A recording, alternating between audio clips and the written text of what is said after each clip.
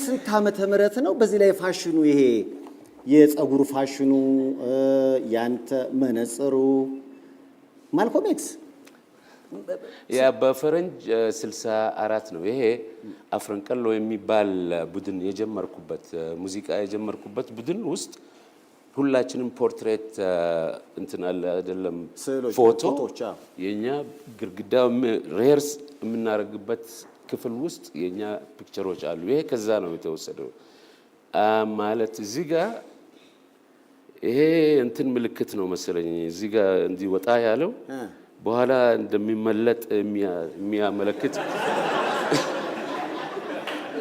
ይመስለኛል እንጂ እኔ አስቤ አይደለም እንዲያረኩት። መነጽሩ ስለ መነጽሩ እንደጠየቀኝ ግላስ የለውም ዝም ብሎ ነው በቃ እጅ ከተት አይን መንካት ነው።